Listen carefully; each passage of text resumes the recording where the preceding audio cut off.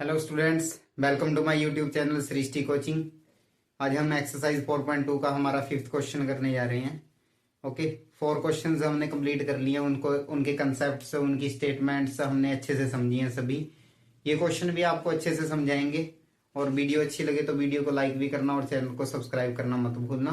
तो शुरू करते हैं हमारा एक्सरसाइज 4.2 का 5th क्वेश्चन। ओके, तो इसके अंदर क्या दिया है आपको स्टेटमेंट के अंदर? The altitude of a right angle is 7 centimetre less than its base। कोई एक राइट एंगल है कहते हैं हमारी। इसकी डायग्राम भी छोटी सी एक लेट कर लेंगे, बना लेंगे हम, ताकि क्वेश्चन और अच्छे से समझ में आए आपको। ठीक है, तो राइट एंगल का एक एल्टीट्यूड दिया आपको। एल्टीट्यूड के बारे में क्या कहा है आपको कि उसका एल्टीट्यूड है जो, जिसको हम हाइट ही बोलते हैं। ठीक है, तो ये वाला मान लीजिए आप एल्टीट्यूड है आपका, ये वाला आपका एल्टीट्यूड है और ये वाला आपका बेस है और ये हाइपोटेनियस है। ठीक है, तो एल्टीट्यूड क्या है? 7 सेंटीमीटर लेस है किससे? इसके बेस से। मींस कि अगर ये वाली वैल्यू आपकी कुछ भी मान लीजिए, अगर 8 होती, ये वाली वैल्यू आपकी 8 होती, ये एल्टीट्यूड 8 होता, तो बेस कितना आपका इससे 7 ज्यादा है, 7 ज्यादा है, तो ये 15 होती। कुछ भी कह सकते हो इसको, ऐसे भी कह सकते हो कि बेस एल्टीट्यूड से 7 ज्यादा है, ये 7 ज्यादा है। या आप ये भी बोल सकते हो कि एल्टीट्यूड बेस से 7 कम है। मीन्स कि अगर ये 20 आएगा तो ये 13 आएगा, अगर ये 25 आएगा तो ये 18 आएगा। मतलब 7 कम का रिलेशन है। ठीक है, ये रिलेशन अच्छे से ध्यान रखना, क्योंकि अगर आप इन क्वेश्चंस के अंदर या किसी भी इक्वेशन वाले क्वेश्चन के अंदर अगर आप स्टेटमेंट के अंदर से रिलेशन निकाल लोगे तो रिलेशन से आप क्या बना लोगे? अच्छे से इक्वेशन भी बना लोगे। मैथ्स के अंदर यही होता है, रिलेशन अच्छे से पढ़ो और इक्वेशन बनेगी आपकी, फिर इक्वेशन को सॉल्व करो आप। ओके, तो शुरू करते हैं इसको, आगे आगे चलते हैं। तो पहले तो ये रिलेशन याद रखना। दूसरा क्या दिया आपको? हाइपोटेनियस कहते हैं हमारा 13 सेंटीमीटर है। ये वाली वैल्यू आपकी 13 सेंटीमीटर है। अभी क्या फाइंड करो आप? दो साइड फाइंड करो, ये दो वाली। ठीक है, ये दोनों साइड हमें फाइंड करनी है। तो सबसे पहले क्या करेंगे? Let the base is equal to x centimetre let कर लिया आपने। बेस क्या लेट कर लिया आपने? x centimetre. ओके, तो अगर आपका बेस x सेंटीमीटर है तो ये क्या होगा? एल्टीट्यूड कितना होगा? 7 कम होगा ना, तो ये कितना होगा? x माइनस 7 ही होगा ना। देन एल्टीट्यूड कितना आएगा आपका? क्योंकि 7 कम था, x माइनस 7 सेंटीमीटर आएगा आपका ये। ठीक है, उसके बाद हाइपोटेनियस क्या दिया आपको? हाइपोटेनियस कितना दिया है? वो दिया है 13 सेंटीमीटर। और आपको पता है कि राइट एंगल ट्राइंगल पे हम क्या यूज कर सकते हैं? एक रिलेशन होता है उनकी साइड्स के बीच में, राइट एंगल की साइड्स के बीच में एक रिलेशन होता है। वो रिलेशन कौन सा होता है? क्या बोलते हैं उस रिलेशन को? कमेंट बॉक्स के अंदर कमेंट करो, रिलेशन को क्या बोलते हैं उसको? Using Pythagoras. क्या बोलते हैं उसको? Pythagoras relation. ठीक है, किसके अंदर अप्लाई होता है? सिर्फ ये राइट एंगल के, राइट एंगल ट्राइंगल के अंदर। तो पाइथागोरस थ्योरम यूज करेंगे, h square b square plus p square.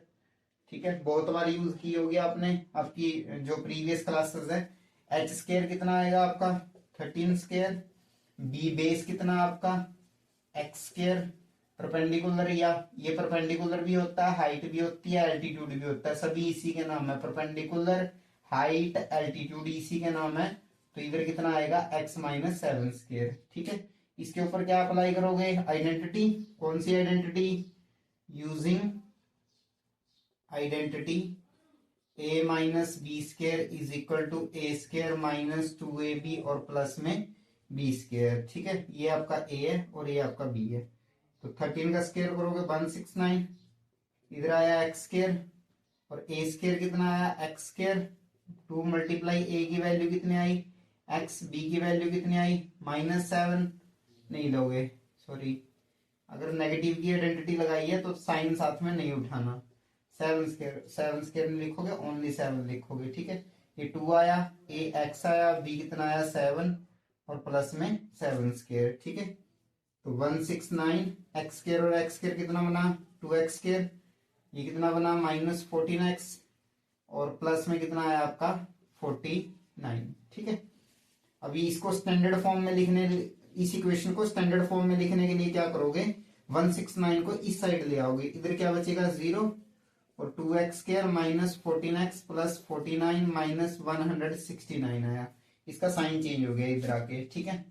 उसके बाद क्या करोगे, उसके बाद क्या करोगे आप, देखो कितना आया ये 2x² माइनस का 14x और 49 में से 169 गया, कितना बचा माइनस 120 इज इक्वल टू 0। पिछले क्वेश्चन में मैंने आपको क्या बताया है कि अगर दुनिया की किसी भी इक्वेशन के अंदर उसकी टर्म्स के सभी टर्म्स के कोफिशिएंट्स, मतलब ये वाले नंबर अगर सेम टेबल से या सेम नंबर से डिविजिबल हो तो वो आप लिख सकते हो, इसको शॉर्ट कर सकते हो इक्वेशन को, तो सॉल्व करने में आसानी रहेगी आपको। जैसे ये सभी नंबर्स 2 से डिविजिबल हैं तो इधर क्या लिख दो, डिवाइडेड बाय 2, कितना आया x² minus 7x minus 60 is equal to 0, ठीक है। ये किसी भी इक्वेशन पे अप्लाई करते हो। अच्छा सर अगर हम नहीं करते अप्लाई तो क्या क्वेश्चन गलत होगा, नहीं नहीं कोई दिक्कत नहीं है, इससे भी सॉल्व कर सकते हो इक्वेशन को और इससे भी सॉल्व कर सकते हो, दोनों से आंसर सेम ही आएगा आपका, बस इससे थोड़ा छोटी हो जाएगी इक्वेशन और जल्दी सॉल्व हो जाएगी, ठीक है। तो अभी क्या करोगे आगे, अभी क्या करोगे, यही तो करते आ रहे हो एक्सरसाइज 4.2 के अंदर, और किया क्या आपने, क्वाड्रेटिक इक्वेशन ही तो सॉल्व किया है। अगर आपने वो अच्छे से किया है तो फिर ये भी आप अच्छे से कर लोगे, पहले खुद से करके देखो देन सॉल्यूशन देख लेना इसका, ओके। तो देखो इसका नंबर क्या है 1 और इसका नंबर क्या है 60, पहली टर्म और लास्ट टर्म का जो कोफिशिएंट है नंबर है उन दोनों को मल्टीप्लाई करके कितना बन रहा है आपका -60, और बीचला नंबर आपका कितना बन रहा है -7। अभी आपको क्या करना है, यही तो करते आ रहे हो, दो नंबर फाइंड करो जिनकी मल्टीप्लाई करके -60 बने और प्लस या माइनस करके क्या बने उनका -7 बने, ठीक है। तो दो नंबर कौन से आएंगे जी आपके, एक 12 आएगा और एक 5 आएगा, ठीक है। और माइनस का 12 लोगे और प्लस का 5 लोगे आप, ठीक है। उसके बाद पहली टर्म ऐसे ही, लास्ट की टर्म ऐसे ही, और बीच में क्या लिखोगे -12x प्लस में 5x लिखोगे, ठीक है। इसमें से और इसमें से कॉमन क्या आया x, और अंदर क्या बचा x -12, इसमें से और इसमें से कॉमन निकालने के लिए पहले इन दोनों में से क्या निकालो, पॉजिटिव कॉमन निकालो, इन दोनों में से पॉजिटिव कॉमन निकल जाता है ये ऐसे पॉजिटिव कॉमन, बस आपको आगे पता होना चाहिए कि कॉमन निकलने के बाद बचेगा क्या। इसमें से और इसमें से पॉजिटिव कॉमन निकाला आपने, ठीक है। उसके बाद 5 और 60 दोनों सेम नंबर पे डिविजिबल किससे होंगे, 5 से, अंदर क्या बचेगा आपका, इधर बचेगा x, और अगर नेगेटिव में से पॉजिटिव निकलता भी है तो भी नेगेटिव ही बचेगा, ठीक है। और 60 को 5 से डिवाइड करोगे तो 12 बचेगा इज इक्वल टू 0। इधर रूल कौन सा अप्लाई करते हो कि अगर ब्रैकेट के अंदर सेम है तो हमारा क्वेश्चन सही चल रहा है, अगर ब्रैकेट के अंदर सेम नहीं आया है तो हमारा क्वेश्चन गलत चल रहा है। चेक करना पड़ेगा हमें कि कहीं पे हमने कुछ गलत तो नहीं कर दिया, बट अभी तो सब कुछ सही चल रहा है, ठीक है। तो इसमें से और इसमें से ये जो दोनों सेम है हमने एक लिख लिया, जो बाहर पड़ा है उसको हमने ब्रैकेट के अंदर एक के अंदर डाल दिया, ठीक है। उसके बाद आपको क्या करना है, उसके बाद देखो ये वाली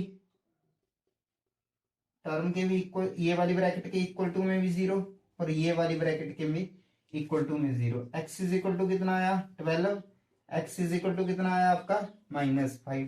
दो वैल्यूज आपके पास आ गई ना। पिछले क्वेश्चन में भी आपको क्या समझाता आ रहा हूं कि आपके पास दो सॉल्यूशन बनेंगे। अच्छा क्यों बनते हैं दो सॉल्यूशंस, क्योंकि किसी भी एक क्वाड्रेटिक इक्वेशन के मैक्सिमम कितने सॉल्यूशंस निकलते हैं, दो सॉल्यूशंस निकलते हैं, बट इनमें से हमें कोई एक वैल्यू लेनी पड़ेगी, बट क्यों वो वैल्यू लेंगे उसका रीजन भी देना जरूरी है, ठीक है। तो मैं थोड़ा सा इरेज कर देता हूँ, इसको नोट डाउन कर लो, इसको सभी को नोट डाउन कर लो, मैं थोड़ा सा इरेज कर देता हूँ आगे क्वेश्चन समझाने के लिए आपको, ठीक है। इसको मैं इरेज कर देता हूँ, नोट डाउन कर लिया होगा आपने, वीडियो को पॉज करके नोट डाउन कर लिया करो, ठीक है। अब वीडियो को पॉज कर लिया करो, ऐसे मत सोचा करो कि मैंने इरेज कर दिया तो अभी क्वेश्चन कैसे नोट डाउन करेंगे हम, ओके। तो ये स्टेप तो आपने नोट डाउन कर लिए होंगे। अभी आगे चलते हैं, थोड़ा सा